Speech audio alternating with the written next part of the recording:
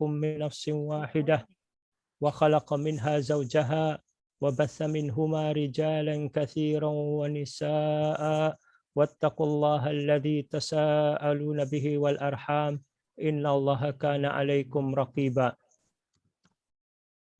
يا أيها الذين آمنوا اتقوا الله حق تقاته ولا تموتن إلا وأنتم مسلمون يا أيها الناس اتقوا ربكم الذي خلقكم من نفس واحدة وخلق منها زوجها وبث منهما رجالا كثيرا ونساء واتقوا الله الذي تساءلون به والأرحام إن الله كان عليكم رقيبا يا أيها الذين آمنوا اتقوا الله وقولوا قولا سديدا يصلح لكم أعمالكم ويغفر لكم ذنوبكم ومن يطع الله ورسوله فقد فاز فوزا عظيما أما بعد فإن أصدق الحديث كتاب الله وخير الهدي هدي محمد صلى الله عليه وسلم وشر الأمور محدثاتها وكل محدثة بدعة وكل بدعة ضلالة وكل ضلالة في النار. Pak Anik yang saya hormati, Pak Arif dan juga para asatid serta para orang tua murid yang saya hormati semuanya, alhamdulillah pada pagi hari ini kita bisa berkomunikasi lewat Zoom untuk membahas membahas tentang pelajaran dan hikmah dari kisah dai cilik. Tapi sebentar sebelum saya lanjutkan, sebentar saya mau komunikasi dengan Pak Anik. Waalaikumsalam warahmatullahi wabarakatuh. Ingin komunikasi sebentar dengan Pak Anik lewat WA sebentar.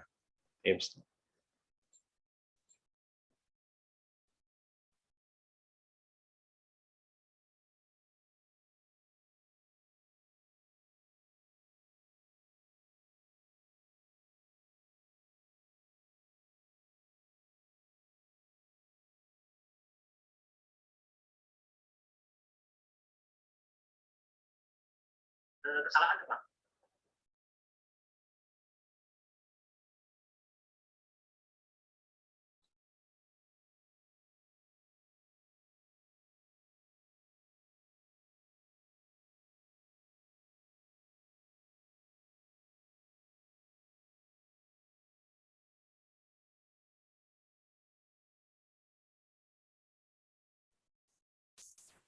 Ya, saya lanjutkan lagi. Saya mohon maaf, saya kurang paham ini tentang Zoom ini. Tadi ada tulisan yang ditujukan mungkin ke saya untuk apa gitu. Barangkali ada. Oh, itu tidak ada Pak Anik. Rekaman setelah ini meetingnya direkam, mohon izin gitu. Oh gitu ya. Ya. Maaf. Saya pikir ada ya, yang direkam. Tidak apa-apa, tidak apa-apa. Ya. Mohon maaf, kita lanjutin lagi. Bismillah. Tentang kisah ini, artinya sebentar, saya mau tutup HP dulu.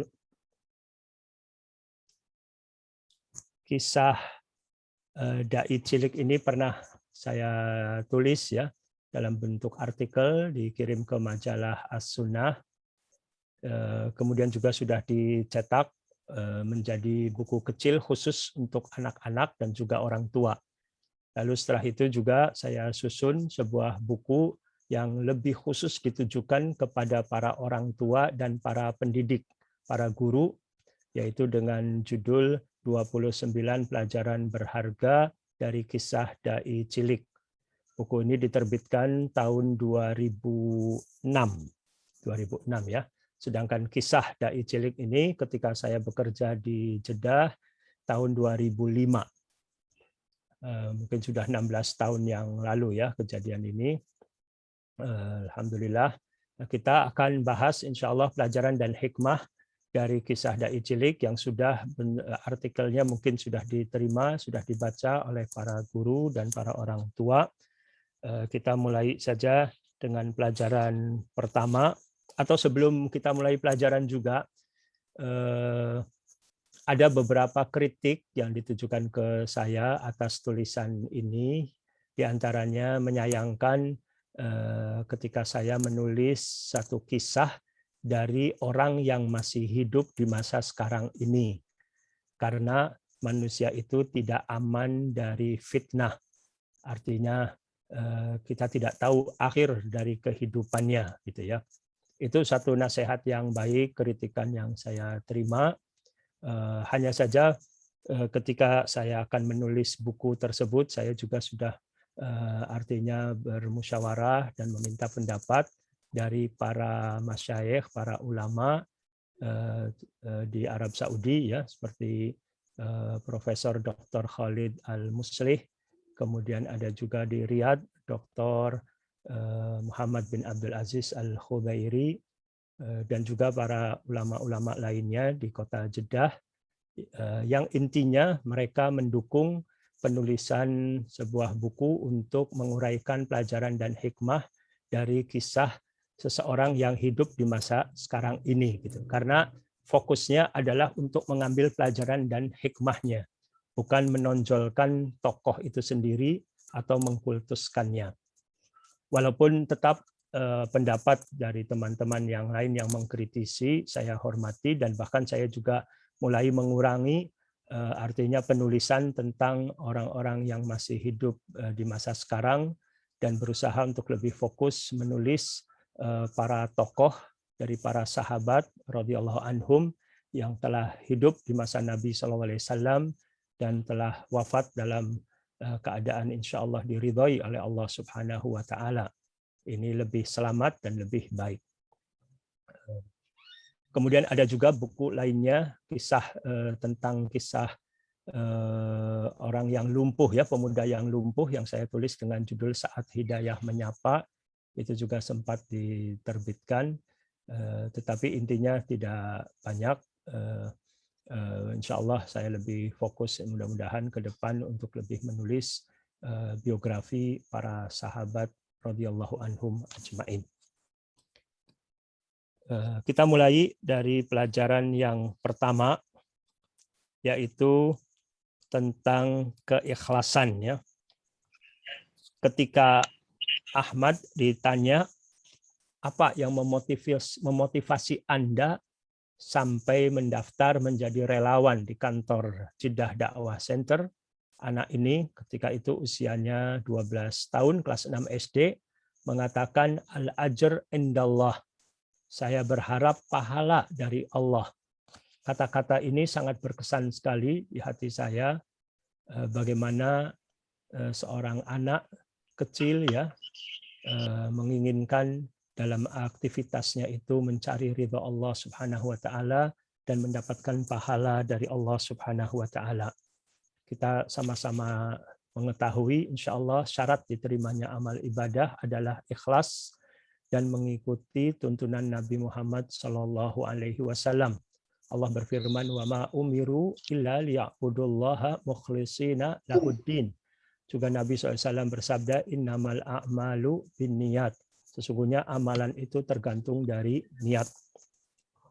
Di sini kita harus terus mengoreksi, mengevaluasi, karena masalah niat ini masalah hati yang bisa berbolak-balik. Hari ini bisa saja seseorang ikhlas, tapi sore harinya atau besoknya juga sudah bisa berubah. Makanya Nabi SAW mengajarkan kita sebuah doa, ya muqallibal qulub, tsabbit qalbi ala dinik. Ya Allah yang membolak-balikan hati, tetapkanlah hatiku agar selalu berada di atas rel agamamu. Bahkan Allah Subhanahu wa Ta'ala mengajarkan kita doa, Rabbana la tuzigh qulubana ba'da id hadaitana wa hab lana min ladunka rahmah innaka antal wahhab. Ya Rabb kami, janganlah engkau palingkan hati kami setelah engkau beri hidayah kepada kami. Berilah untuk kami dari sisimu rahmat kasih sayang. Sesungguhnya engkau adalah maha pemberi. Kemudian yang berhubungan dengan keikhlasan di sini kepada para guru, ya, untuk tetap meneguhkan insya Allah keikhlasan dalam mengajar anak didik ini mencari ridha Allah Subhanahu wa Ta'ala sebagai tujuan utama. Tapi juga tidak menyalahi apabila artinya mengajar juga sebagai suatu misalnya profesi, ya, untuk juga ma'isyah. Itu tidak menyalahi insya Allah, artinya tidak akan merusak niat selama tadi tujuan utamanya adalah mencari ridha Allah Subhanahu wa Ta'ala. Di sini berbeda dengan seorang guru yang memang orientasi utamanya mencari materi misalnya. Tetapi seorang yang mencari ridha Allah tujuan utamanya, maka di sini adanya pengorbanan, adanya artinya kesabaran, ya. Kemudian juga berbeda dengan yang memang tujuan utamanya adalah semata-mata untuk mencari materi. Dan tentunya juga insya Allah pihak yayasan, pengurus sekolah juga berusaha juga memperhatikan kesejahteraan para guru supaya mereka juga bisa lebih fokus dalam hal mengajarkan kepada siswa dan kepada anak didik, insya Allah. Kemudian, tetapi apabila mungkin artinya belum pihak yayasan belum maksimal dikarenakan keterbatasan-keterbatasan, maka para guru juga bisa artinya insya Allah artinya bisa tetap bersabar, mengharapkan ridha Allah Subhanahu Wa Taala dan Allah memberikan keberkahan dalam hal materi, kemudian dalam juga ilmu, keberkahan dalam kesehatan. Allahumma amin. Itu mungkin yang saya singkat saja ya, karena ada juga nanti masalah-masalah dakwah, contoh-contoh keikhlasan dari sisi dakwah ya. Tetapi kita karena banyak sekali materi-materinya. Kemudian pelajaran yang kedua, bahwa Ahmad ini punya semangat untuk berkhidmah. Artinya memberikan kontribusi untuk umat, ingin memberikan manfaat untuk umat. Ini juga pelajaran bagi kita semua, para guru dan para orang tua, apapun profesinya, apapun pekerjaannya, berusaha dalam hidup ini bisa memberikan kontribusi, memberikan manfaat yang maksimal untuk umat. Nabi SAW bersabda, khairun nas anfa'uhum linnas. Baik-baik manusia adalah orang yang paling memberikan manfaat kepada manusia lainnya. Kita telah baca ayat-ayat dalam Al-Quran ya, tentang perintah untuk berjuang di jalan Allah Subhanahu Wa Taala, untuk melakukan amar ma'ruf nahi mungkar, untuk melakukan suatu perbaikan. Nah, ini adalah kewajiban bersama, harus saling bersinergi.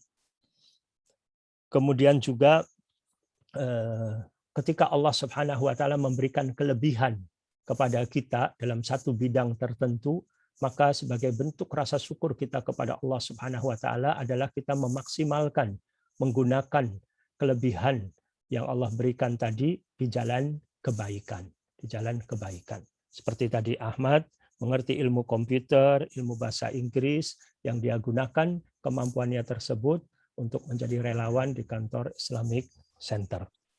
Kita juga berpikir, merenung bagaimana caranya jika kita nanti meninggal dunia, tidak terputus amal kita ini. Tidak terputus, tapi amal soleh ini tetap mengalir. Itu yang menjadikan cita-cita kita yang paling utama dibandingkan cita-cita dari dunia lainnya. Bagaimana caranya kalau kita sudah meninggal dunia, amalan kita tidak terputus. Di antaranya apa? Supaya amalan tidak terputus adalah ilmu yang bermanfaat. Sedekah jariyah. Dan juga anak soleh yang mendoakan orang tua. Makanya di sini juga penting sekali orang tua bagaimana caranya memiliki anak menjadi anak-anak yang soleh dan solehah, agar ketika kita meninggal dunia mereka menjadi anak-anak yang soleh-solehah yang selalu mendoakan dan akan sampai doa mereka kepada kita di kubur. Kemudian ada sebuah hadis juga dari Nabi Shallallahu Alaihi Wasallam di mana beliau bersabda, Inna mimma yalhaqul mu'mina min amalihi wa hasanatihi ba'da mautihi ilman 'allamahu wa nasyarahu aw waladan salihan tarakahu aw mushafan warathahu aw masjidan banahu aw baitan libnis sabili banahu aw nahran ajrahu aw sadaqatan akhrajaha min malihi fi sihhatihi wa hayatihi talhaquhu min ba'di mautihi.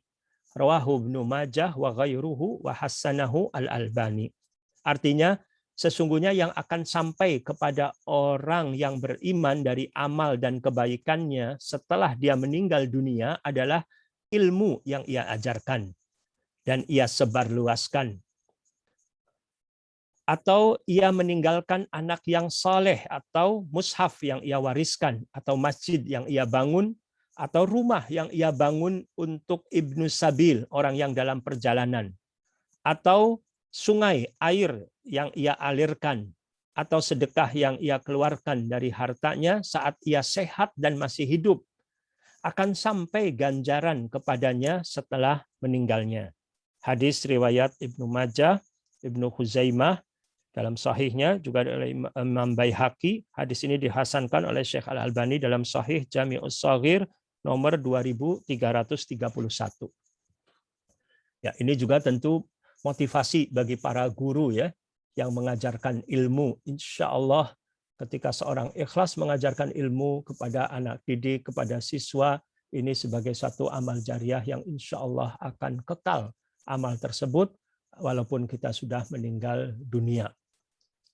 Di samping yang lainnya tadi ya, contoh-contoh dari Nabi SAW, misalnya membangun masjid, membangun rumah untuk para ini musafir ya.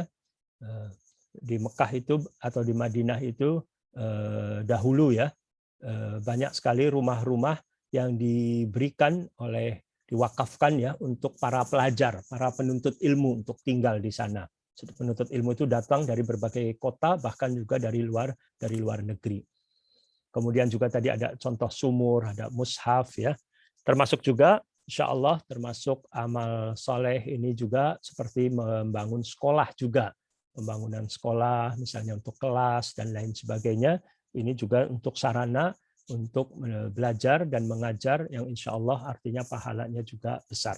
Semoga Allah Subhanahu wa taala memberikan keberkahan kepada para donatur yang menginfakkan dananya di jalan Allah Subhanahu wa taala, baik untuk sekolah Ali bin Abi Thalib ataupun untuk sekolah-sekolah lainnya. Semoga Allah menerima amal baiknya tersebut dan menjadikan amalan itu tetap terus mengalir meskipun para donatur itu telah meninggal dunia. Tetapi yang lain juga tidak kecil hati, artinya masing-masing Allah berikan kelebihan ya, ada yang dengan ilmunya, ada yang dengan tenaganya, ada dengan berbagai macam saling bersinergi untuk tolong-menolong di atas jalan kebaikan. Ya. Kemudian ada contoh-contoh dalam buku ini tentang berbagai macam bentuk kebaikan-kebaikan yang bisa dilakukan ya. Seperti contohnya di Arab Saudi ini yang ketika saya bekerja di sana selama lebih dari 20 tahun, saya dapatkan semangat untuk beramal sosialnya cukup tinggi dari masyarakat ya. Yang mereka itu sibuk di pagi hari sebagai pegawai misalnya pekerja misalnya di berbagai macam kantor atau sebagai dosen, guru. Tetapi di sore hari itu mereka sudah punya amal sosial sendiri. Seperti kantor-kantor Islamic Center. Itu lembaga-lembaga swasta ya sosial.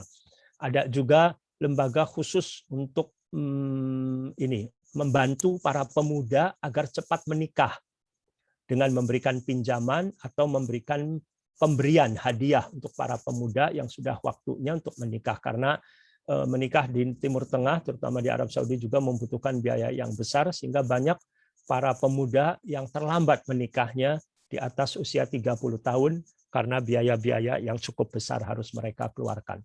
Maka lembaga tersebut memudahkan para pemuda untuk segera menikah. Nanti syarat-syaratnya untuk mendapatkan bantuan, misalnya rajin sholat 5 waktu di masjid, mendapatkan rekomendasi dari imam masjid, dan lain sebagainya. Kemudian juga di Arab Saudi juga ada lembaga untuk menghibur para pasien di rumah sakit. Khusus tugas mereka adalah mendatangi rumah sakit, mendatangi para pasien, setelah tentunya berkoordinasi dengan pengurus rumah sakit, para dokter, kemudian juga mereka mendatangi para pasien, memberikan motivasi, memberikan nasihat, menghibur mereka. Ini juga satu amalan yang mulia. Dan masih banyak lagi, artinya contoh-contoh, dan di Indonesia juga insya Allah banyak para aktivis Islam, aktivis dakwah yang melakukan berbagai macam bentuk amalan-amalan kebaikan, amalan-amalan sosial. Kemudian pelajaran lainnya yang bisa kita petik juga dari kisah Ahmad adalah perhatian orang tua untuk keselamatan anak. Itu didapat ketika orang tua Ahmad ini tidak membiarkan Ahmad pergi ke kantor Islamic Center sendiri, tetapi diantar oleh supir ataupun oleh orang tua misalnya ya. Kemudian ke bandara juga sempat ketika menemani saya ya untuk berdakwah, juga orang tuanya ikut menemani. Itu sekedar contoh saja, apalagi yang masih anak-anak ya, usia seperti TK, SD misalnya, yang masih belum artinya bisa menjaga dirinya, maka tentu perlu pengawasan dari orang tua untuk benar-benar perhatian untuk keselamatan anaknya. Artinya kemudian dicontoh saja, contoh orang tua Ahmad ini ketika Ahmad ingin main ke rumah anaknya, ke rumah temannya, itu orang tua Ahmad mengecek terlebih dahulu, terutama ibunya ya, mengecek apakah ibu temannya itu ada di rumah atau tidak. Ketika ibu temannya itu ada di rumah, maka diperbolehkan anaknya tadi main, misalnya di waktu libur untuk ke rumah temannya tadi. Tetapi ketika ibunya tidak ada, misalnya tidak ada orang tua, maka tidak dibiarkan anak itu main ke rumah temannya yang tidak ada pengawasan dari orang tua. Itu sekedar contoh ya, artinya perhatiannya terhadap keselamatan anak. Termasuk juga memilih teman bermain juga, orang tuanya itu selektif juga memilih teman untuk bermain. Orang tuanya itu mencari, Ahmad itu sekolah di sekolah umum, maka orang tuanya mencari di sekolah yang sifatnya sekolah tahfidz untuk main sepak bola. Misalnya di hari Rabu sore, Ahmad ada olahraga sepak bola. Main sepak bolanya itu bersama anak-anak tahfidz. Padahal dia tidak sekolah di situ, tapi dia izin orang tuanya kepada sekolah tahfidz supaya anaknya bisa disertakan bermain berolahraga dengan para penghafal Al-Quran. Ini sekedar contoh. Sebentar sebelum itu ada sedikit hal yang perlu saya cek terlebih dahulu tentang baterai laptop ini, khawatir habis sebentar.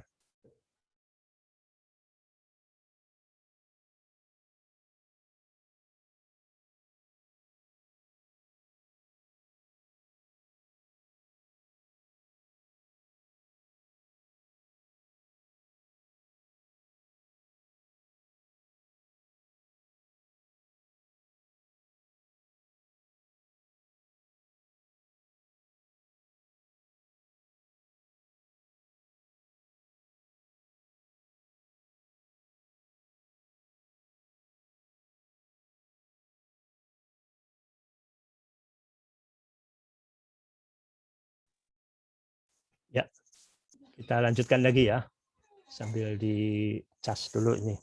Ya, jadi tadi tentang masalah perhatian untuk keselamatan anak dan juga memilih teman untuk anak. Kemudian pelajaran yang keempat, bagaimana orang tua memiliki cita-cita supaya anaknya itu menjadi anak yang soleh dan solehah. Itu juga insya Allah artinya para orang tua murid ketika menyekolahkan anak sekolah Ali bin Abi Thalib radhiyallahu anhu ini tentu memiliki tujuan dan cita-cita ingin supaya anaknya menjadi anak yang soleh dan soleha. Padahal memungkinkan sekali untuk disekolahkan di tempat yang lain misalnya ya.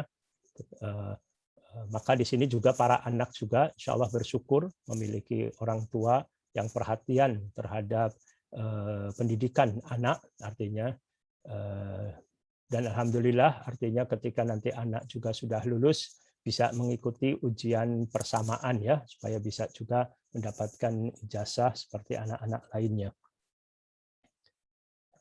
Alhamdulillah artinya ini suatu hal yang baik ya. Kemudian pelajaran lainnya bisa kita petik bahwa Ahmad ketika kelas 6 SD ini banyak menghafal doa.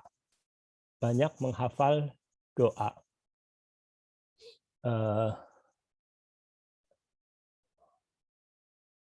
Ini juga pelajaran bagi kita agar kita juga banyak berdoa kepada Allah Subhanahu wa taala, banyak berzikir, termasuk para orang tua, para guru ya, termasuk juga termasuk siswa, para orang tua dan guru mengingatkan anak-anak kita ini agar banyak berzikir dan banyak berdoa kepada Allah Subhanahu wa taala. Kalau kita mengingat Allah, Allah akan mengingat kita. ya. Kemudian juga berzikir seperti zikir pagi, zikir sore, kemudian juga banyak membaca Al-Qur'an. Semoga Allah memberikan taufik kepada kita agar kita menjadi orang-orang yang termasuk ahli Al-Qur'an yang selalu membaca baik siang dan malam dan juga mentadaburi isinya dan berusaha untuk mengamalkan. Kemudian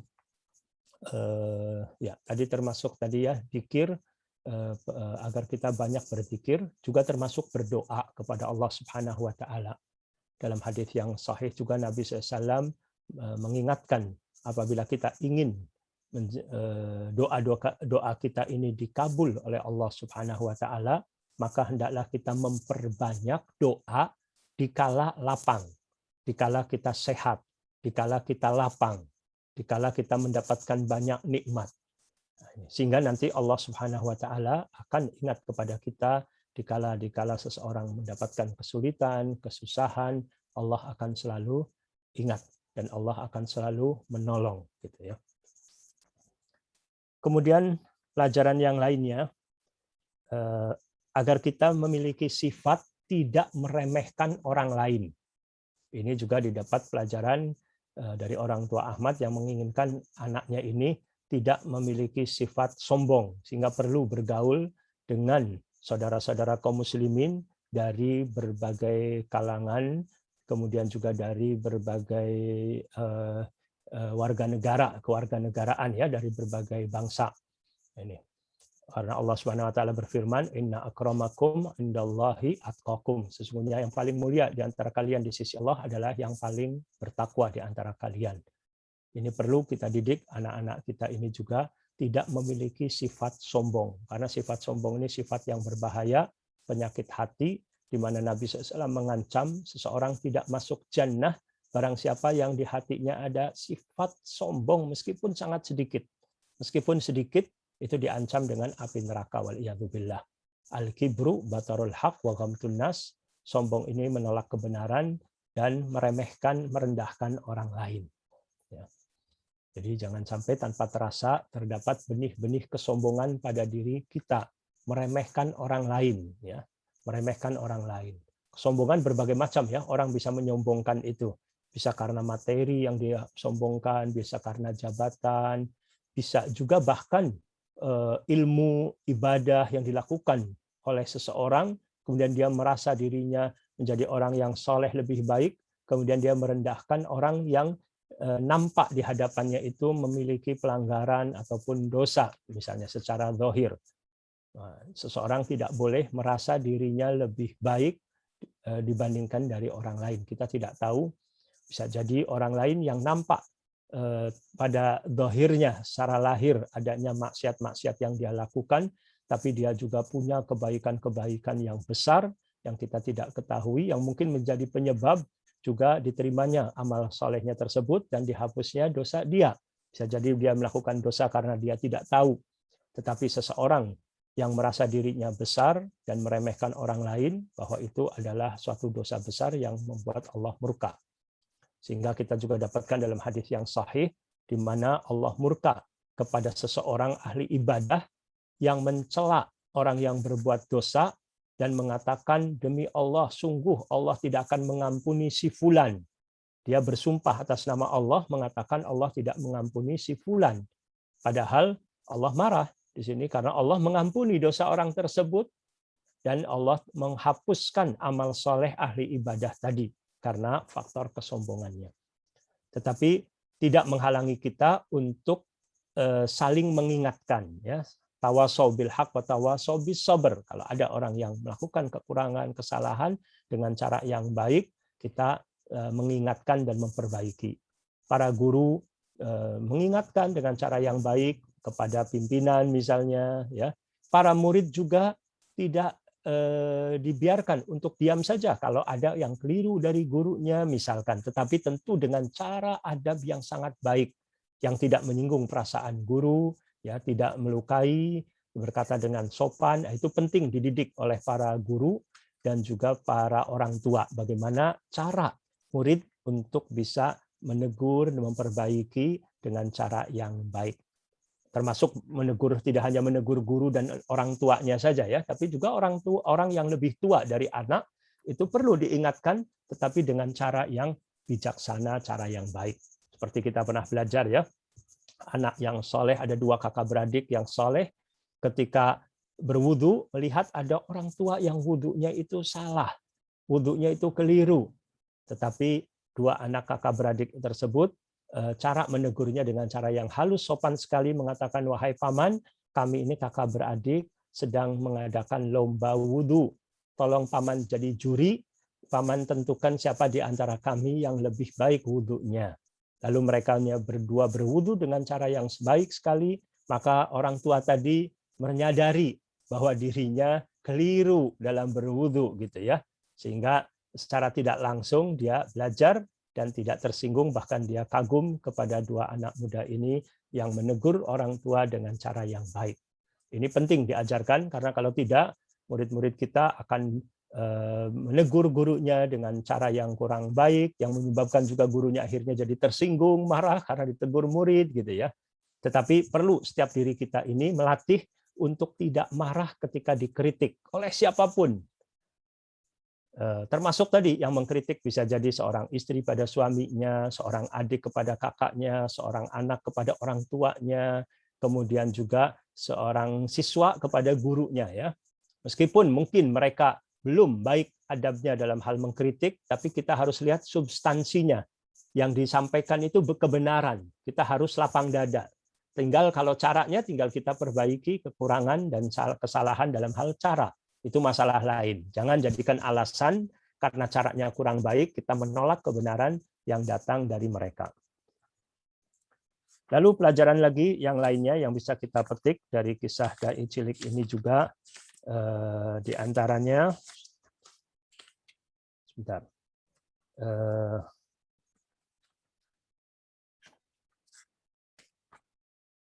menerima nasihat dan kembali kepada kebenaran ya. Sekedar contoh ya, seperti tadi kita sudah bicara tentang masalah nasihat. Kebetulan dalam kisah Ahmad ini, sebelumnya Ahmad semangat sekali kalau mendengar orang tua bicara, orang di kantor ya, bukan orang tua kandungnya ya, orang tua seperti pengurus Islamic Center dengan tamunya, karena dia merasa dia menguasai juga materi yang dibahas oleh mereka orang dewasa tadi, dia ikut masuk dalam pembicaraan, memotong pembicaraan orang dewasa gitu ya. Hanya saja pengurus Islamic Center tadi tidak marah dengan sikap anak tadi yang suka memotong pembicaraan, sehingga dia sabar, dia terima. Hanya saya melihat kejadian tersebut, segera saya panggil Ahmad, kemudian saya ajak ke tempat lain untuk supaya tidak mengganggu pengurus Islamic Center yang sedang berbicara dengan tamunya. Ini sekedar contoh ya, pelajaran bagi kita bagaimana orang tua tadi, pengurus Islamic Center yang sabar terhadap kekeliruan anak, yang wajar. Kalau yang namanya anak kecil itu banyak saja kelirunya, salahnya, tidak ditanggapinya dengan emosi, tapi dengan ramah, dengan sabar, dan seterusnya. Tetapi ketika saya menegur beliau, ya anak ini, tentang cara supaya tidak memotong pembicaraan orang dan lain sebagainya, apalagi yang tidak masuk terlibat dalam pembicaraan yang bukan urusan kita dan seterusnya, maka alhamdulillah Ahmad berubah 180 derajat, sejak itu tidak pernah lagi memotong pembicaraan orang. Dan saya sudah izin kepada anak ini juga ketika kisah ini akan disampaikan gitu ya. Tadinya dia agak keberatan, tetapi akhirnya dia katakan tidak apa-apa untuk maslahat, untuk pelajaran gitu ya, istilahnya dibolehkan, bukan tujuannya untuk menceritakan aib. Bahkan di sini bukan aib, malah yang ada adalah kelebihan dari dia, bagaimana dia bisa segera memperbaiki kekeliruan dan kesalahan, dan untuk setelah itu juga tidak mengulanginya. Ini satu hal yang bagus sekali. Ini juga pelajaran harus disampaikan pada anak-anak kita untuk tidak gengsi menerima nasihat, tidak marah, dan seterusnya ya. Bahkan senang kalau mendapatkan nasihat, kritikan, tapi tadi orang tua dan guru berusaha untuk ketika menegur anak juga dengan cara yang baik, sehingga nasihat kita ini akan bisa lebih diterima oleh anak kita atau oleh anak didik kita. Dan usahakan juga tidak di depan anak-anak lain ya. Kalau kita mau mengkritik, menasehati seorang anak, terhadap akan aibnya, misalnya yang bersifatnya pribadi, usahakan jangan di depan anak lain. Misalnya kalau orang tua jangan di depan kakak atau adiknya anak tersebut. Kalau guru jangan di depan teman-temannya misalnya, tetapi berdua. Dan latihan untuk kesabaran juga bagaimana kita menjaga juga perasaan anak. Pernah ada seorang yang ketika bertanya kepada guru, lalu guru itu menjawab dengan jawaban yang menyakiti hati anak. Dengan mengatakan misalnya ya, pertanyaan, ini misalnya kejadiannya yang bertanya anak SMA atau anak SMP ya. Lalu si guru menjawab, ini pertanyaan anak SD. Mestinya nggak perlu ditanyakan misalnya. Hal ini bikin malu si penanya. Sehingga murid-murid yang lain tertawa dan dia akhirnya sakit hati kepada gurunya. Misalnya. Ini tidak satu kali ya, artinya saya melihat adanya beberapa kejadian dalam kehidupan pengalaman hidup saya ini, sampai ada seseorang yang tidak mau ikut mendengarkan kajian seorang ustadz karena ustadz itu pernah mengucapkan ucapan yang dianggap menyakiti hatinya. Sehingga menurut saya ini adalah suatu kerugian. Harusnya kita bedakan bahwa ustadz juga manusia, ada kekeliruan, kesalahan, tapi kita lihat dari sisi positif ilmu yang disampaikan kepadanya. Tapi di satu sisi adalah pelajaran bagi para guru, bagi para ustadz, bagi para dai untuk juga lebih hati-hati menjaga ucapan sehingga ucapannya tersebut tidak menyakiti hati dan bisa diterima dengan baik. Kemudian pelajaran lainnya juga yang bisa kita petik ketika saya tanya Ahmad ingin jadi apa nanti ketika dewasa, dia menjawab ingin jadi pedagang. Artinya dengan mantap dia jawab gitu ya. Karena saya sering kali juga menanyakan anak-anak kecil tentang cita-cita mereka, banyak sekali yang mereka itu belum punya cita-cita. Rata-rata mengatakan tidak tahu ya misalnya ya. Tapi perlu juga kita arahkan anak kita ini sejak kecil punya satu cita-cita, tetapi cita-cita yang global sama, kita ingin menjadi anak yang soleh, solehah ya, artinya meninggal dalam keadaan istiqomah, husnul khotimah, itu cita-cita yang setiap orang kita miliki. Tetapi nanti ada cita-cita yang sifatnya terminal, ingin misalnya jadi dokter, ingin menjadi guru, misalnya ingin menjadi pedagang dan lain sebagainya, itu itu hal yang baik juga supaya bisa lebih fokus dari kecil untuk menggapai cita-citanya. Walaupun nanti di tengah-tengah bisa saja berubah ya, cita-cita bisa saja berubah. Seperti Ahmad yang mengatakan ingin menjadi pedagang, tetapi alhamdulillah setelah sekian tahun sekarang beliau menjadi dokter ya. Artinya dengan dokter dan juga alhamdulillah sudah hafal Al-Qur'an 30 juz sejak duduk di kelas 3 SMP. Saya doakan dan kita doakan semua insya Allah Ahmad dan anak-anak kita semuanya termasuk anak-anak didik kita semuanya agar istiqomah sampai di akhir hayat jadi anak-anak yang soleh dan solehah insyaallah. Allahumma amin. Kemudian pelajaran lainnya juga penting hubungan komunikasi antara pendidik dan orang tua. Itu juga perlu adanya hubungan komunikasi antara pendidik dan orang tua. Orang tua tidak cukup hanya karena menyekolahkan anaknya, menitipkan anaknya di sekolah, dididik oleh para guru, kemudian mereka sibuk dengan kegiatannya masing-masing tanpa adanya komunikasi yang baik dengan sekolah.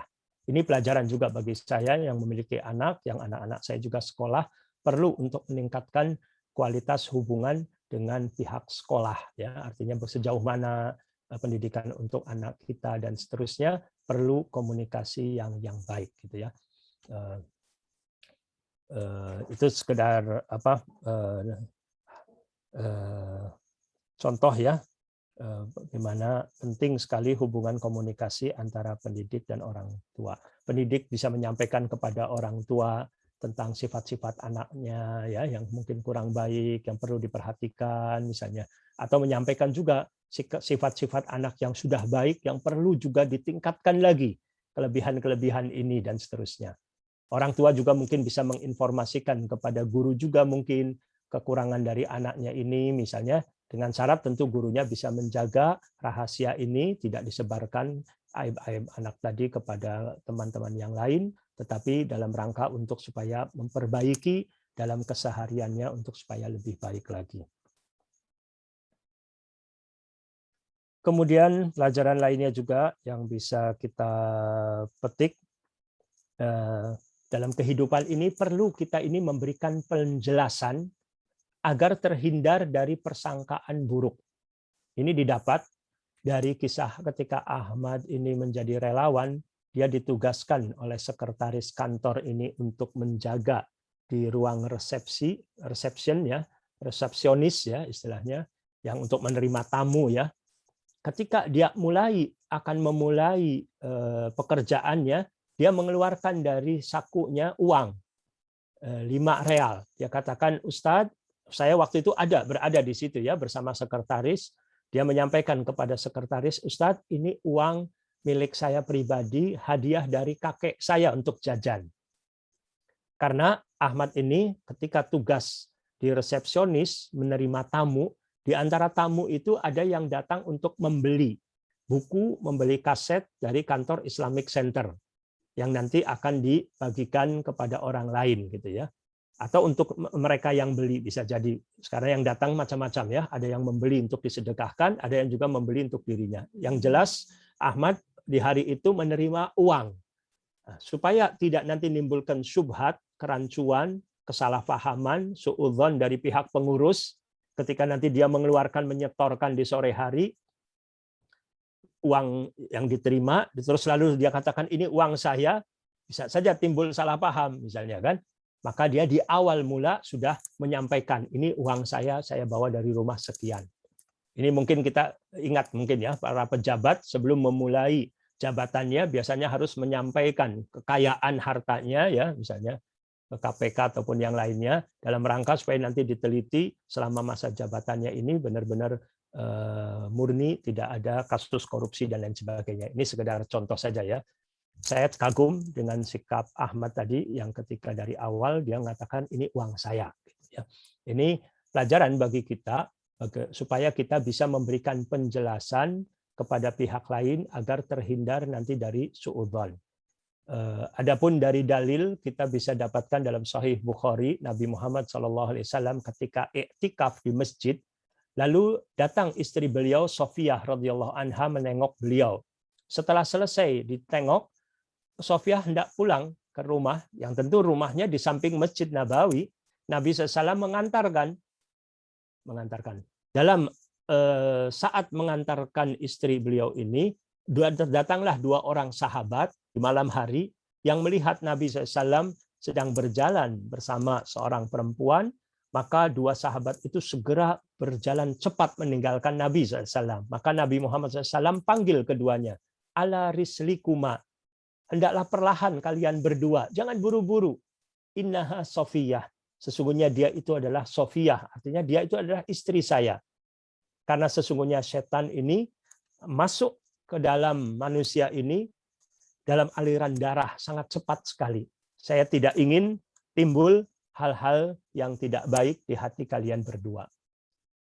Artinya untuk mencegah, Nabi SAW tidak bersangka buruk bahwa 2 sahabat ini bersuudzon kepada beliau. Tapi beliau adalah suatu pendidik, seorang pendidik yang ingin mengajarkan kepada kita agar kita perlu memberikan penjelasan kepada orang sebelum nanti bisa timbul adalah rasa suudzon dari orang tersebut. Ini bisa dipraktekkan dalam kehidupan sehari-hari ya, mungkin nanti dalam forum tanya jawab, ataupun kita tidak akan tanya jawab saja, tapi juga bisa memberikan tambahan, mungkin nanti Pak Anik, Pak Arif, ataupun para asatidz yang lain, para orang tua, kita sama-sama memberikan contoh-contoh dalam kehidupan sehari-hari, apa saja contoh dalam poin ini.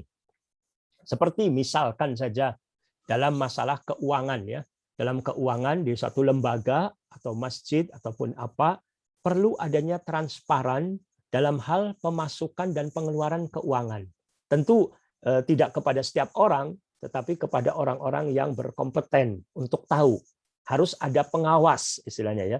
Tetapi kalau dalam satu lembaga tidak ada pengawasan, sehingga seseorang merasa dirinya sebagai pemilik, sebagai pemimpin yang bebas, artinya mendapatkan dana, mengeluarkan dana tanpa ada pelaporan dan tanpa ada pertanggungjawaban, maka ini bisa menimbulkan orang-orang bersuudzon, bersangka buruk, dan ini menjadi tidak baik. Ada celah dari setan untuk masuk. Tapi dengan adanya pengawasan, laporan, dan lain sebagainya, itu untuk bisa meminimalkan artinya keburukan-keburukan atau penyimpangan-penyimpangan yang bisa terjadi. Allahu a'lam. Pelajaran lainnya juga tentang keutamaan sedekah. Di sini dilakukan oleh Ahmad yang akhirnya beliau sendiri bersedekah dengan uang 5 real yang untuk jajan hari itu dia sedekahkan karena untuk pembeli tadi untuk bisa tidak beli lagi karena yang datang waktu itu yang beli orang Pakistan, pegawai, dia artinya ingin beli untuk dihadiahkan kaset dan buku untuk dihadiahkan kepada orang kafir supaya dia dapat hidayah. Di sini Ahmad tergerak untuk menyumbangkan sebagian hartanya tadi dan dia sumbangkan semuanya. Dia punya uang 5 real, dia sumbangkan 5 real semuanya untuk meringankan beban pembeli tadi. Di sini satu pelajaran bagi kita, artinya semangat pengorbanan di jalan Allah Subhanahu wa taala dengan apapun yang kita miliki, apakah dengan ilmu, dengan harta, tenaga, pikiran dan waktu dan seterusnya, kita harus punya semangat untuk mengorbankan sesuatu di jalan Allah Subhanahu wa taala. Karena cinta ini butuh pengorbanan. Dan insya Allah pengorbanan di jalan Allah Subhanahu wa taala kebaikannya juga untuk diri kita sendiri. Ya. Termasuk juga keutamaan sedekah sama-sama kita pahami di antaranya ya, sedekah itu pasti Allah akan menggantinya baik di dunia ataupun di akhirat. Dan di antaranya, di antara keutamaan sedekah itu juga menjadi penyebab kesembuhan bagi keluarga kita yang sedang diuji dengan sakit. Ketika seseorang bersedekah dengan niat karena Allah Subhanahu wa taala, kemudian diniatkan sebagai sebab kesembuhan bagi anggota keluarga kita yang sedang sakit, itu juga insya Allah banyak sekali contoh-contohnya di mana Allah Subhanahu wa taala sembuhkan dengan sebab amalan dari sedekah seseorang.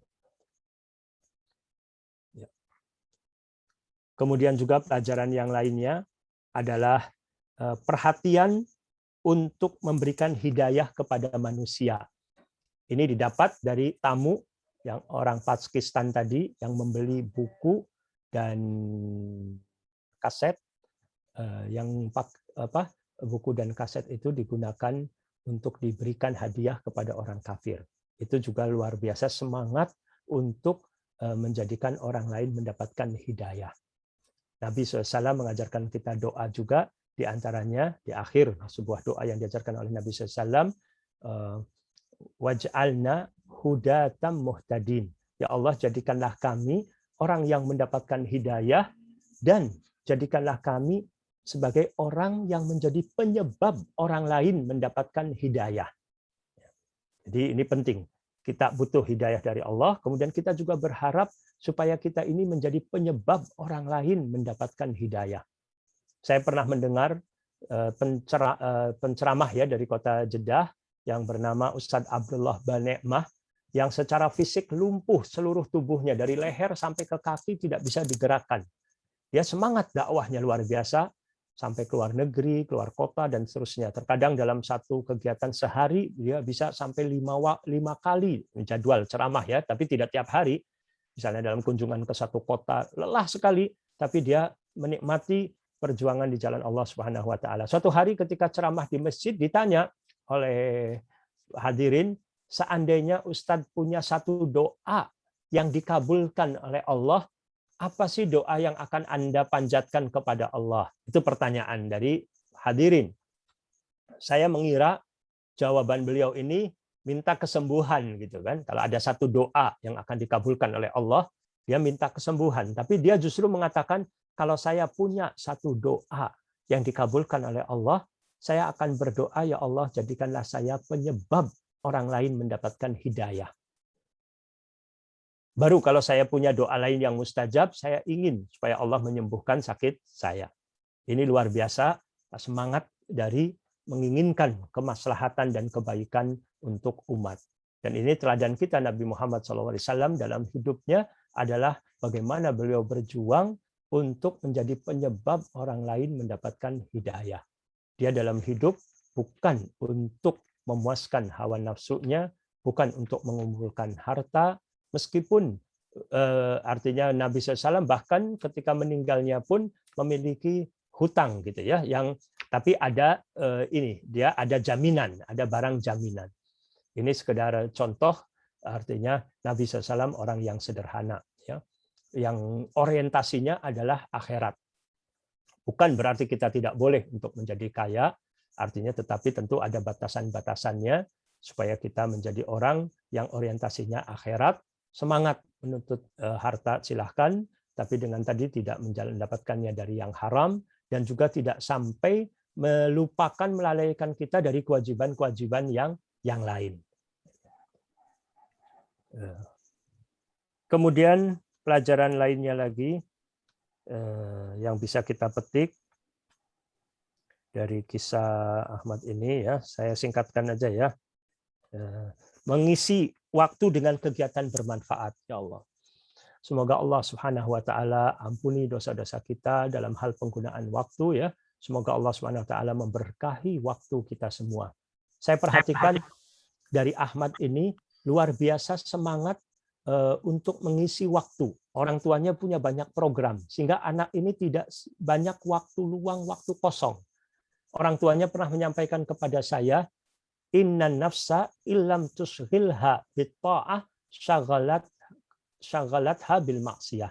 Sesungguhnya jiwa ini kalau tidak disibukkan dengan ketaatan, nanti dia akan disibukkan dengan maksiat.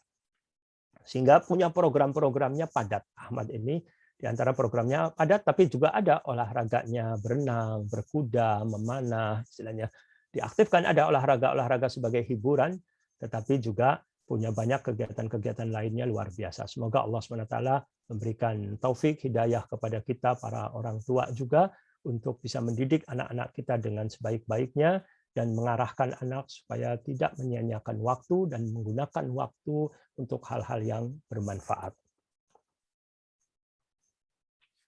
Kemudian saya singkatkan lagi ya, karena sebenarnya ada hal-hal lainnya, tapi yang kira-kira kurang berhubungan saya tinggalkan. Kemudian ada lagi,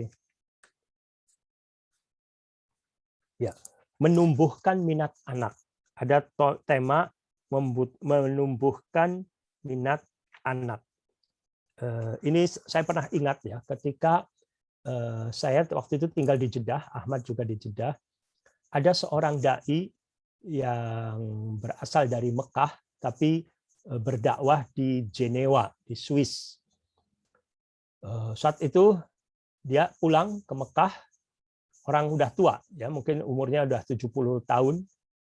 Saya belum pernah jumpa waktu itu ya, tapi saya kenal dengan adiknya. Adiknya ini dosen bahasa Inggris di Universitas Ummul Qura. Saya dapat informasi dari dosen di Mekah ini bahwa kakak saya sedang datang ke Mekah, silahkan Anda datang menemui beliau gitu ya. Saya ingin bertemu dengan orang tua yang sudah punya pengalaman banyak ya dalam bidang dakwah. Kita ini sangat butuh untuk mendapatkan nasihat, bimbingan dari orang yang lebih tua, yang lebih berilmu dari kita. Saya teringat dengan Ahmad, maka saya ajak Ahmad ini untuk bisa ikut bareng bersama saya menemui dai tersebut. Saya telepon orang tuanya, artinya saya alhamdulillah udah berapa kali ke rumah orang tuanya bertemu dengan ayah Ahmad. Ayah Ahmad ini juga seorang dokter, tapi dia juga seorang pengusaha, dan dia mengatakan waktu itu saya izinkan silahkan Anda bisa komunikasi langsung dengan istri saya dalam hal pendidikan Ahmad, karena saya sangat sibuk, punya 400 karyawan gitu ya. Tapi saya sudah sepakati dalam hal pendidikan, istilahnya silahkan hubungan dengan ibunya gitu ya. Nanti istri saya yang menyampaikan langsung ke saya dalam hal-hal yang perlu dibahas tentang pendidikan anak. Begitu pula Ibu Ahmad juga banyak berhubungan juga dengan guru gitu ya. Tetapi beliau juga alhamdulillah artinya orang yang menjaga kehormatan diri, tidak berbicara kecuali hal yang memang pokok dan penting saja. Tidak membahas hal-hal yang memang tidak perlu dibahas. Walaupun hal ini juga bisa menimbulkan fitnah, tetapi kita semua berdoa kepada Allah SWT agar Allah menyelamatkan kita, menghindarkan kita dari segala fitnah. Kemudian, tapi alhamdulillah setelah Ahmad ini sudah kuliah boleh dikatakan hampir saya pribadi tidak ada komunikasi lagi dengan ibunya ya, artinya langsung hubungan sudah anak Ahmad sudah dewasa, sudah komunikasinya langsung dengan anak tersebut, artinya tidak lagi komunikasi butuh kepada perantara dari orang-orang tua. Walaupun mungkin sekali-kali barangkali perlu juga untuk dalam hal pembinaan, tapi selama ini memang mungkin sudah sekian, ada mungkin 5 atau 7 tahun sudah tidak ada komunikasi lagi dengan orang tua Ahmad, tapi saya masih terus berkomunikasi dengan Ahmad secara langsung. Ini satu pelajaran ya. Saya teruskan lagi. Suatu saat saya telepon Ibu Ahmad ini, saya izin ingin bawa Ahmad ke Mekah untuk menemui seorang ustadz yang datang dari Jenewa gitu ya. Tapi tolong Ibu, jangan paksa Ahmad, saya bilang. Tolong tanyakan dulu kepada Ahmad berminat atau tidak. Kalau tidak berminat, jangan. Saya kasihan kalau anak ini seolah-olah dipaksa gitu ya. Tapi Ibu Ahmad ini menegur saya. Maaf Ustadz Farid, dia bilang, ini menemui seorang ulama, menemui seorang ustadz, orang tua, itu hal yang sangat dibutuhkan oleh anak saya. Ini merupakan satu kebaikan. Tapi tenang, Anda jangan khawatir, saya dan suami saya tidak akan memaksa anak saya. Tapi tugas kami sebagai orang tua adalah menumbuhkan minat anak. Tugas kami sebagai orang tua menumbuhkan minat anak. Artinya kami memotivasi. Ini juga hal yang penting, pelajaran bagi kita, bagaimana kita ini berusaha memotivasi anak. Jangan yang ada adalah doktrin. Sehingga anak itu nanti ketika patuh kepada orang tuanya, patuh kepada gurunya, karena terpaksa sebenarnya. Tetapi kurang adanya kesadaran. Ini yang tidak kita inginkan. Maka penting di sini komunikasi yang baik dari orang tua kepada anak, dari hati ke hati, nyampaikan guru juga ya, supaya anak memiliki kesadaran atas aktivitas-aktivitas kebaikan yang dilakukannya. Bukan karena terpaksa, bukan karena takut marah dari orang tua atau guru gitu ya. Ini suatu pelajaran yang sangat berharga ketika orang tua tadi mengatakan tugas kami adalah menumbuhkan minat anak. Lalu pelajaran lagi lainnya yang saya terkesan juga, waktu itu pihak sekolah Ahmad ini menulis surat izin kepada orang tua Ahmad di waktu libur musim panas sekitar 3 bulan ya, ada program pergi ke Malaysia. Mungkin dari 100 siswa misalnya di kelas 6 ya, dipilih hanya 20 anak saja yang akan ada studi tour pergi ke Malaysia. Jadi tidak semua, tapi hanya ada 20 anak. Dalam isi suratnya itu, Ahmad datang ke kantor saya menyampaikan, ini Pak Ustadz, ada surat dari pihak sekolah untuk orang tua saya mengajak saya untuk pergi ke Malaysia. Tujuannya adalah untuk melihat kurikulum universitas yang ada di Malaysia. Yang kedua untuk melihat gedung Menara Kembar. Itu yang saya ingat ya, artinya seperti itu. Lalu ini surat orang tua yang akan dikirim ke sekolah. Tolong Ustadz pelajari dulu, barangkali ada yang perlu dikoreksi sebelum dikirim ke sekolah. Lalu saya baca, ternyata orang tua Ahmad tidak mengizinkan anaknya untuk pergi ke Malaysia. Sedangkan anak-anak yang lain hampir semuanya diizinkan oleh orang tua. Tapi orang tua Ahmad tidak mengizinkan.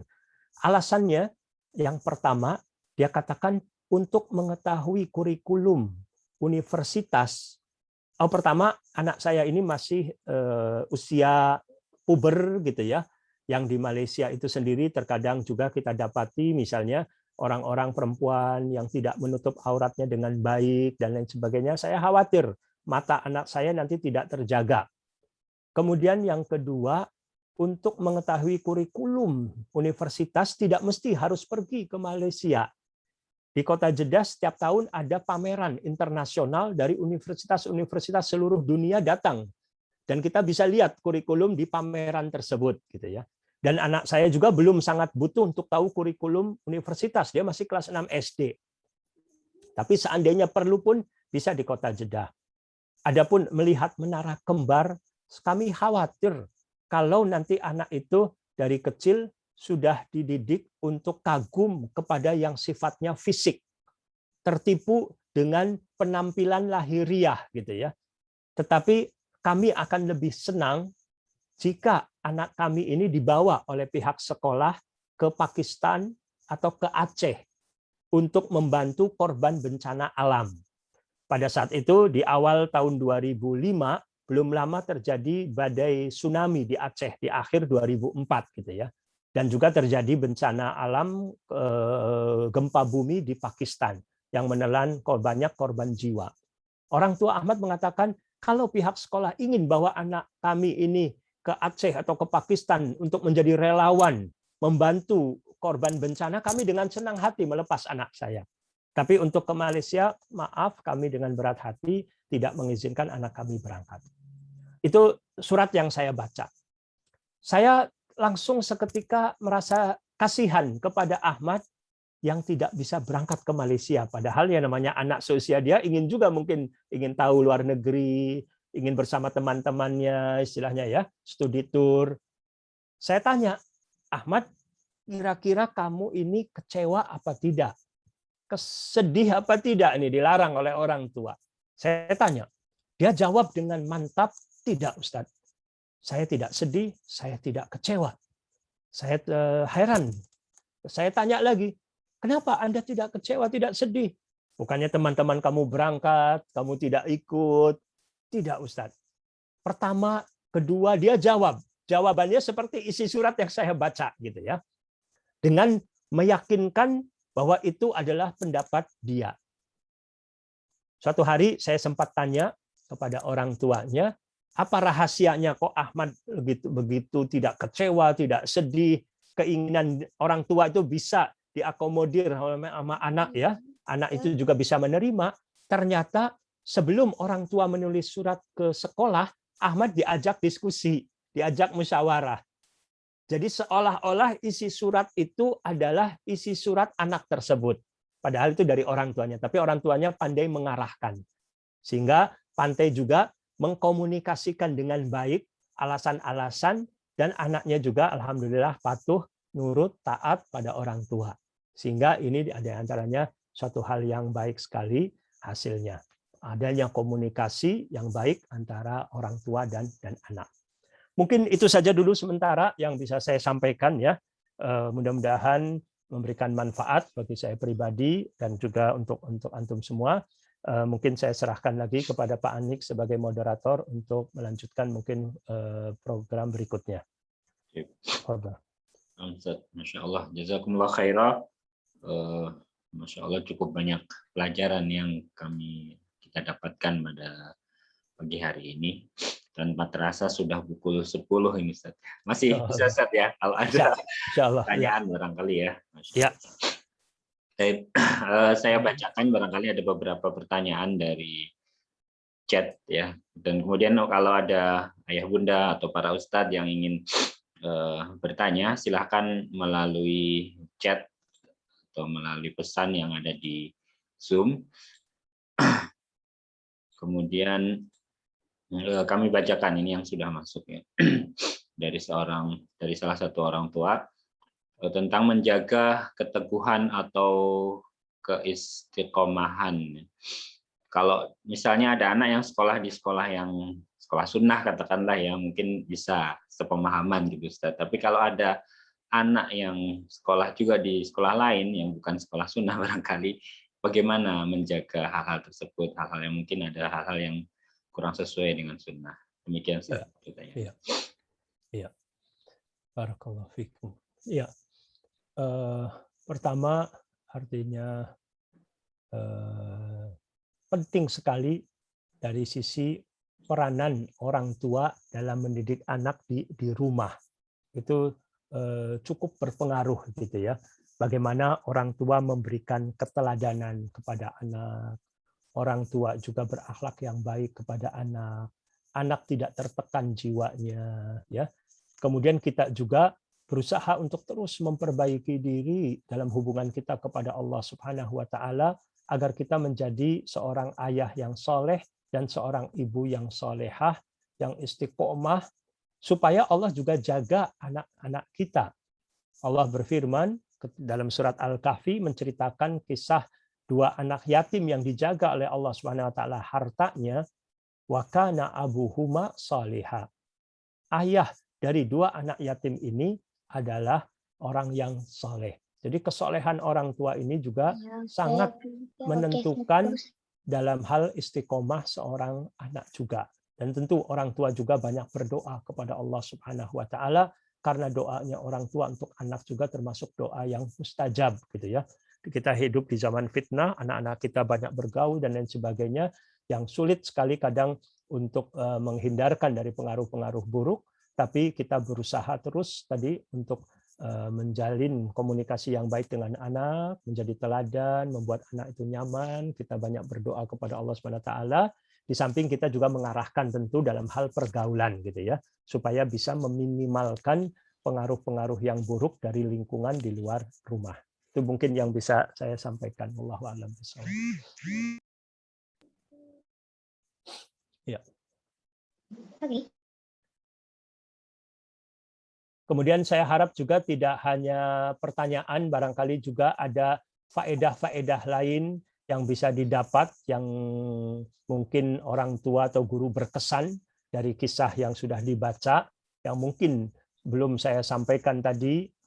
Kita juga ingin berbagi juga ya, saya juga ingin mendapatkan juga barangkali faedah-faedah dari antum semua. Tafadhal. Juga Pak Anik juga barangkali ingin menambahkan. Tafadhal Pak Anik. Saya senang sekali. Kita lanjutkan dulu, Ustaz ya. Ya, monggo. Ada yang Ya. bertanya lagi melalui chat. Ya. Bagaimana sikap orang tua yang terkadang tidak tega menolak keinginan anak? Keinginan apa tuh? Ya, mungkin ada keinginan yang sebetulnya kurang pas gitu ya, tapi tidak tega orang tua ini untuk menolak gitu ya, atau ya. Gimana? Sebentar, mungkin silahkan yang lain dulu, pertanyaan yang lain lagi kalau ada, sebentar.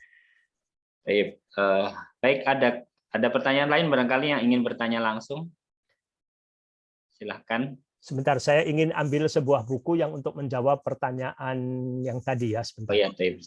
Sambil yang lain barangkali menyiapkan pertanyaan ataupun ada hal yang ingin disampaikan, silahkan. Baik.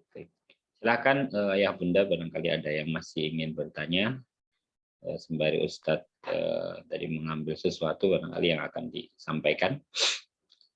Apakah ada yang mau bertanya? Bisa via chat atau mungkin raise hand.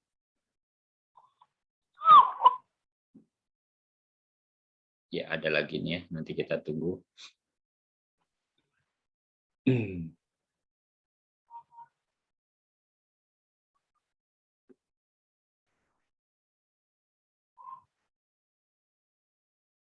Baik. Ya, sementara kita batasi dulu ya, sudah ada 2 pertanyaan tambahan.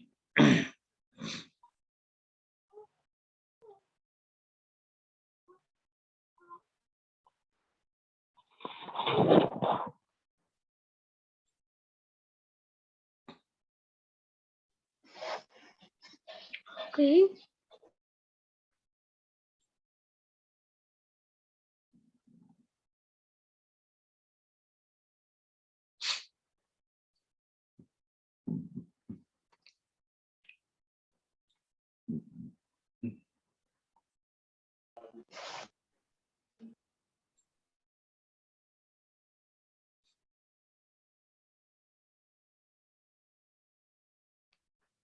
Alhamdulillah hari ini yang hadir cukup banyak ya, ada tadi sempat 99 ya. Oke. Hai. Baik. Ya. Fadhal Ustaz. Ya, saya belum mendapatkan bukunya yang saya butuhkan, tapi intinya gini. Terkadang orang tua karena sayangnya kepada anak ya, menjadikan dia tadi tidak tega dan akhirnya membiarkan satu pelanggaran, kekeliruan yang dilakukan oleh anak. Ini justru bukan kasih sayang yang sebenarnya, gitu ya. Justru dengan kasih sayangnya tadi itu juga mengakibatkan anak itu melakukan pelanggaran dan kekeliruan. Jadi penting sekali di sini memang di satu sisi artinya adanya ketegasan dari orang tua dalam satu hal yang memang tidak bisa untuk mentolerir gitu ya dari sikap anak yang melanggar. Tetapi memang dalam praktek itu juga tidak mudah sehingga orang tua pun terkadang ketika mungkin terpaksa ataupun tidak tega untuk melarang suatu anak dari keinginannya ya. Orang tua pertama juga harus banyak beristighfar pada Allah Subhanahu wa taala. Bisa jadi artinya kurang baik yang ada pada diri anak itu juga merupakan teguran dari Allah Subhanahu wa taala atas dosa-dosa kita sebagai orang tua yang melakukan dosa kepada Allah Subhanahu wa taala sehingga ditegur dengan adanya hal-hal yang kurang baik dari anak. Kita perlu berbanyak istighfar. Kemudian juga kita juga gunakan doa. Gunakan doa kepada Allah Subhanahu wa taala agar anak bisa menerima kebenaran. Ini ada satu contoh ya. Seorang anak putri mungkin usia SMA yang jelas sudah balik gitu ya. Sekolah di sekolah umum, pihak sekolah menginginkan anak ada acara program studi atau wisata ke luar kota gitu ya istilahnya. Anak itu sangat ingin sekali untuk bisa berangkat. Izin kepada ibunya. Pada saat itu yang jelas waktu itu ibu gitu ya. Ibu ini sangat berat hati sebenarnya untuk bisa menerima keinginan anak untuk berangkat keluar kota tanpa mahram. Karena saat itu ayah dari anak itu sedang pergi misalnya ya. Si anak itu kayaknya kecewa banget kalau sampai tidak diizinkan. Akhirnya si ibu tadi artinya di sini ada kelemahan dalam hal tidak bisa tegas untuk melarang karena tadi ada rasa sayang pada anak ataupun dan lain sebagainya. Akhirnya ya sudah, kalau kamu menginginkan seperti itu, ibu ya tidak bisa memaksakan kamu gitu kan. Si anak itu pergi ke sekolah gitu ya. Sedangkan mungkin acara keluar kotanya masih 2-3 hari lagi gitu ya, tapi baru daftar lah. Si ibu ini sholat, menangis, doa kepada Allah Subhanahu wa taala gitu.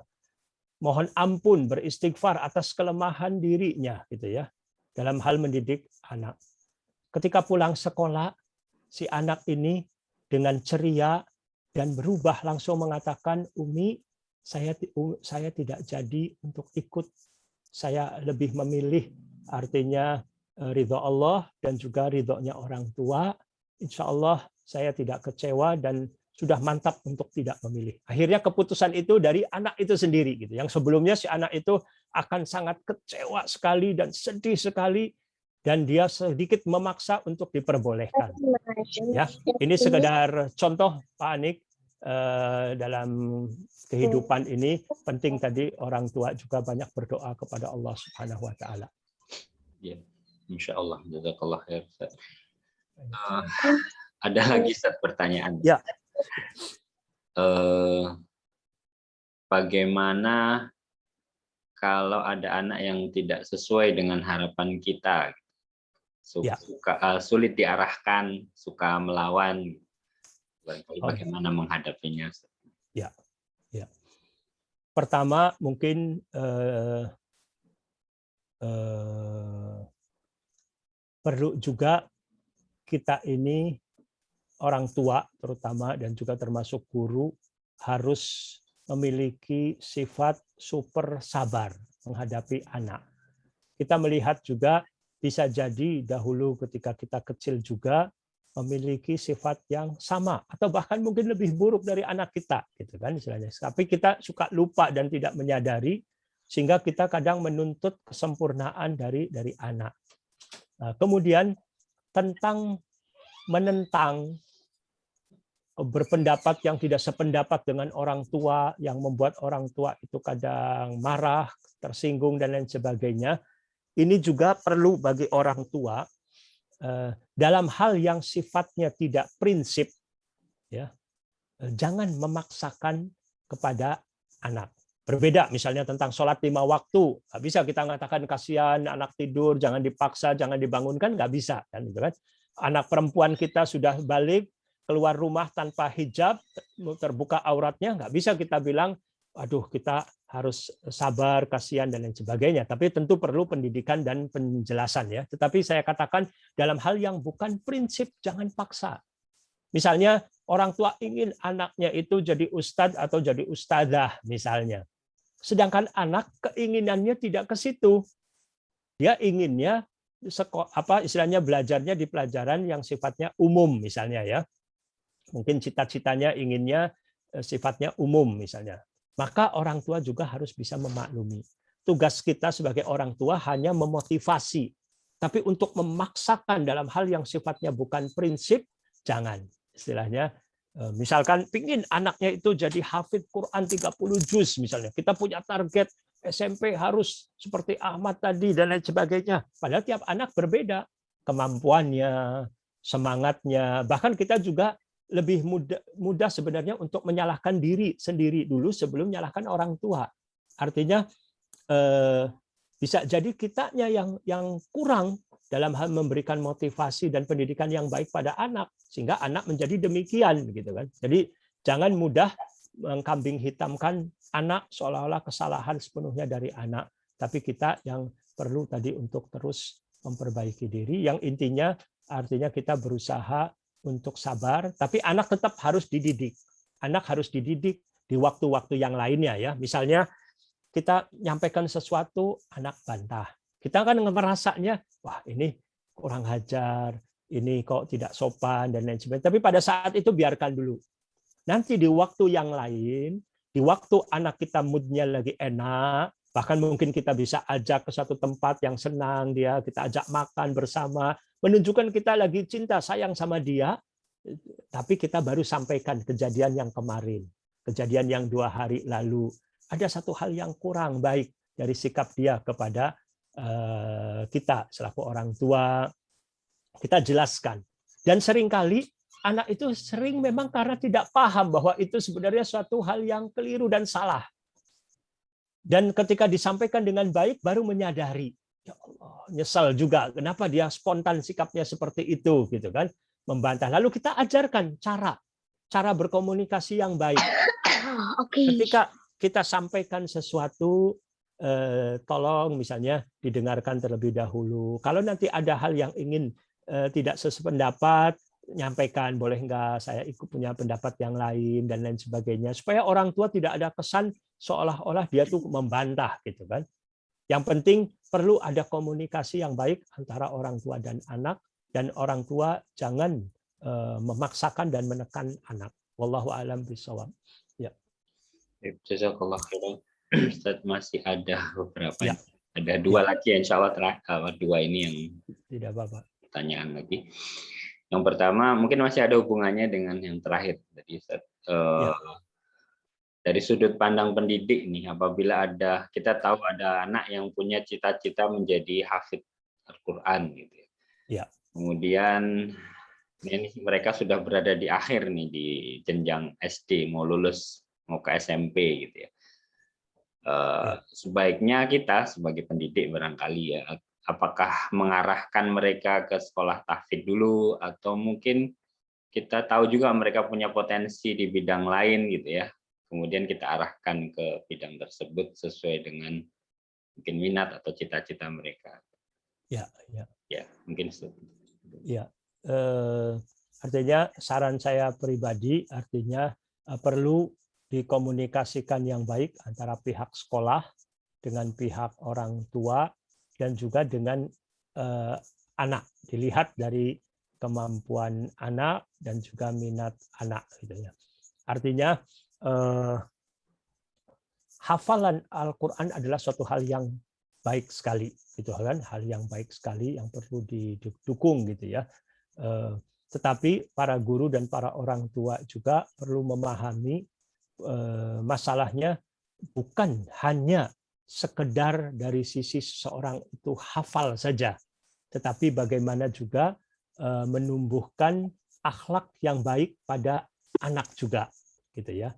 Keimanan yang baik, kesadaran, ibadah, akhlak itu penting juga gitu, perlu sesuai. Jadi tapi tentang bagaimana tiap anak mungkin bisa berbeda di sini ya, tergantung dari tadi dari sisi kemampuan anak, kemampuan dari minat juga, dan juga dari keinginan orang tua perlu dikomunikasikan yang lebih baik, atau barangkali juga nanti pihak sekolah bisa mungkin berkonsultasi dengan asatidz lainnya yang mungkin lebih mumpuni dalam masalah bidang pendidikan. Tafadhol. Mungkin terakhir, bukan terakhir nih, ada. Boleh, kalau ada lagi sih nggak ada masalah, sampai jam 11 pun saya pribadi siap, asalkan memang tadi ada pun materi pemaparan tadi saya pikir cukup, tapi kalau pertanyaannya terus tidak masalah. Ustaz. Kalau ada misalnya hubungan anak dengan orang tua itu kurang harmonis, bagaimana membuat hubungan anak dan orang tua ini menjadi harmonis? Ustaz? Ya, ya. Tentu dari dua sisi sebenarnya ya, dari dua sisi apa penyebab kurang harmonis hubungan antara orang tua dan anak. Ini penting sekali. Terkadang penyebabnya misalkan orang tua yang keras, sikapnya keras kepada anak. Orang tua pun harus punya jiwa besar, tidak memiliki sifat sombong untuk menerima kebenaran. Karena terkadang ketika seorang tua ditegur oleh temannya atau oleh gurunya, seringkali berkeyakinan bahwa ini pendidikan yang saya dapatkan dulu dari orang tua kami seperti itu, dari guru kami seperti ini. Sehingga dia tidak mau terus belajar bagaimana supaya kita bisa merubah sikap misalnya ya kepada anak. Misalnya. Jadi yang penting penyebab dari secara jujur perlu dipelajari. Kemudian bagi anak sendiri tidak boleh apapun alasannya kesalahan orang tua menjadikan anak itu bersikap kurang ajar kepada orang tua, melawan orang tua, membantah orang tua, berkata dengan kata yang lebih keras. Na'udzubillah. Bahkan terkadang ada yang sampai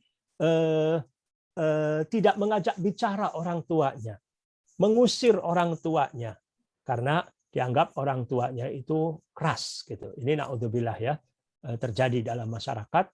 Jadi seorang anak juga harus belajar bagaimana dalam Islam ini orang tua itu wajib untuk dimuliakan, dihormati. Walaupun mungkin orang tua tadi salah, keliru, kita lihat dari sisi kebaikannya yang banyak, dan kita lihat dari niat dari orang tua adalah karena ingin kebaikan kepada kita. Walaupun mungkin cara orang tuanya tidak sesuai. Jadi dari kedua sisi ya, ini penting karena dalam kehidupan di masyarakat terjadi orang tua yang soleh, yang ahli ibadah, tapi anak-anaknya memusuhi orang tuanya. Di antara penyebabnya adalah tadi sikap keras, kasar orang tuanya kepada anak sejak anak itu kecil, sehingga menimbulkan dendam di hati anak kepada orang tua. Semoga Allah Subhanahu wa taala melembutkan hati kita semua. Semoga Allah Subhanahu wa taala menjadikan kita sebagai orang tua yang bijak, yang adil, yang baik, menjadi orang tua yang ideal dalam hal mendidik anak, dan juga kita berdoa semoga Allah Subhanahu wa taala menjadikan anak-anak kita menjadi anak-anak yang soleh, solehah, berakhlak yang baik, memuliakan orang tua, berbakti kepada kedua orang tua, dan tentunya bertakwa kepada Allah Subhanahu wa taala. Ya. Jadi Ustadz, mungkin satu lagi terakhir ini. Ya. Bagaimana cara membatasi pergaulan anak karena orang tua melihat teman-temannya pergaulannya kurang baik? Ya.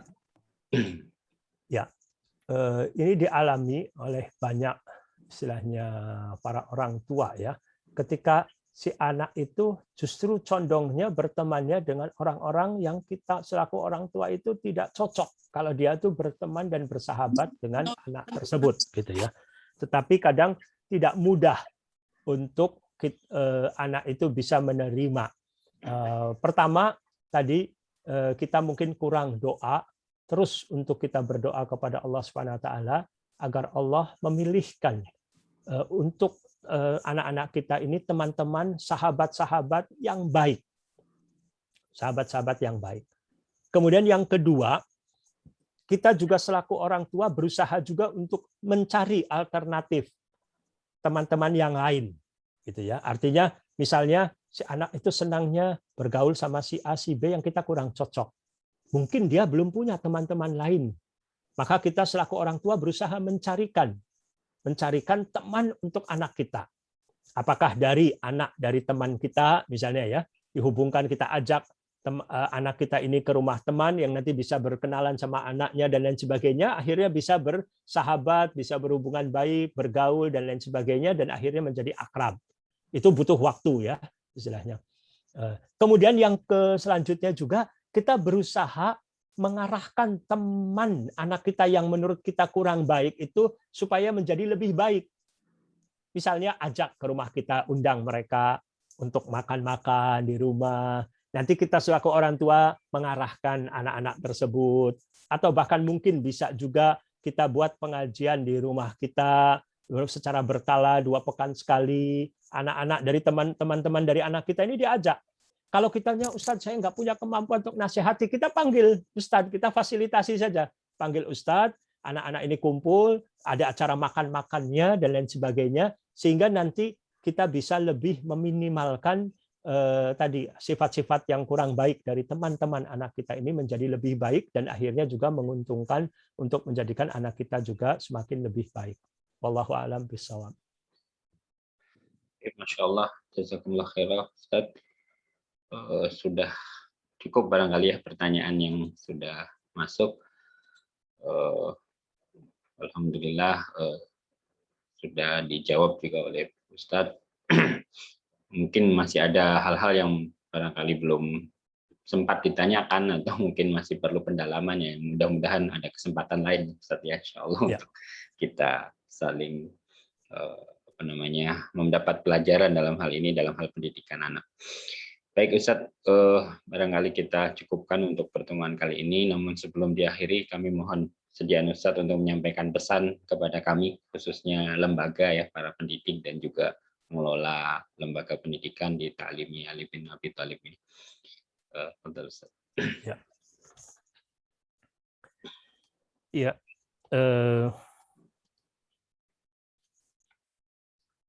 Ala kulli hal, artinya nasihat untuk saya pribadi dan juga untuk pengelola sekolah-sekolah Islam ya, untuk terus bersemangat untuk mendidik generasi muda, karena pendidikan ini merupakan misi para rasul ya. Misi para rasul adalah berdakwah, mengajak manusia kepada tauhid, yang juga tentunya adanya juga porsi dalam masalah tazkiyatun nufus. Tazkiyatun nufus juga termasuk misi dari para rasul untuk mensucikan jiwa manusia, juga untuk memperbaiki akhlak, yang kita juga berusaha juga untuk terus berusaha memperbaiki dari akhlak kita sebagai pengelola, sebagai pengurus, sebagai guru ya, untuk bisa menjadi teladan artinya, dan terus berdoa, karena tadi hati ini berbolak-balik, tidak ada yang menjamin orang itu bisa selamat, bisa istiqomah gitu ya. Sehingga tapi tentunya semangat untuk menuntut ilmu tetap dikembangkan, adanya kajian-kajian rutin untuk para guru, para pengurus yayasan, dan lain sebagainya untuk pendalaman ilmu, dan juga untuk tetap menjadi erat ukhuwah di antara guru, ukhuwah di antara para pengurus gitu ya. Itu juga perlu adanya artinya kegiatan-kegiatan seperti itu. Dan tentunya para guru juga berusaha ketika mengajar di sekolah itu memerankan sebagai pengganti dari orang tua mereka di rumah gitu ya.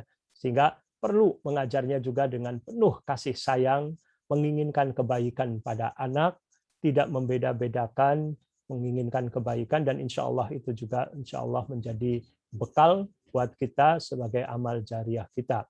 Itu saja mungkin pesan yang ingin saya sampaikan, dan juga para orang tua juga tentu tidak lupa mendoakan para guru dan pengelola ya yang telah bersusah payah mendidik anak-anak kita. Kita doakan selalu mereka agar Allah Subhanahu wa taala memberikan keteguhan, keistiqomahan, kesabaran, keberkahan, kesehatan, dan tentu juga para guru juga mendoakan juga anak didik kita dan juga para orang tuanya. Saling mendoakan, ini penting. Doa dari seorang muslim kepada saudaranya fi dhahril ghaib itu mustajab. Tanpa orang yang didoakannya itu tahu, kita doakan. Di waktu-waktu yang mustajab kita doakan, maka Allah akan mengabulkan doa-doa tersebut, dan ini sangat berpengaruh sekali untuk keistiqomahan kebaikan kita semuanya. Itu saja. Wassallallahu ala nabiyina Muhammad wa ala alihi wasahbihi wasallam wa akhiru da'wana alhamdulillahirabbil alamin. Assalamualaikum warahmatullahi wabarakatuh. Waalaikumsalam warahmatullahi wabarakatuh. Jazakumullahu khairah Ustaz guru kita Ustaz Farid Qasim Anus yang hari ini telah berkenan menyampaikan pelajaran bagi kita semua. Mudah-mudahan pelajaran ini bisa terus dilanjutkan ya di lain waktu Ustaz ya. Insyaallah. Dan banyak sekali faedah yang kita dapatkan pada hari ini. Mudah-mudahan ini menjadi ilmu yang bermanfaat bagi kita semua dan kita bisa amalkan khususnya dalam pendidikan untuk putra-putri kita ini.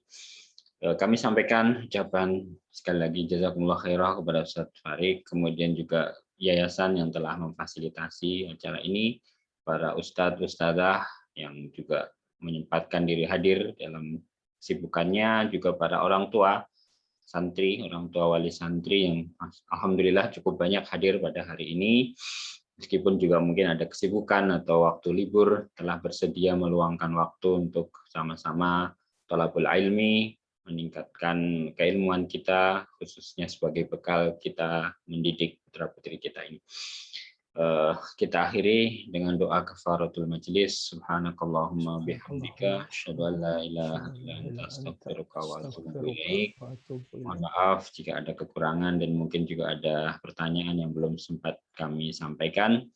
Kita tutup. Wassalamualaikum warahmatullahi wabarakatuh. Waalaikumsalam warahmatullahi wabarakatuh.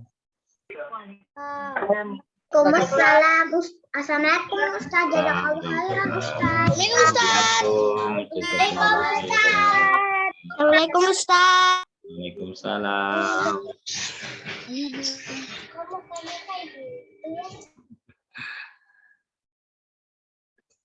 Kita tutup ya Zoom-nya. Assalamualaikum.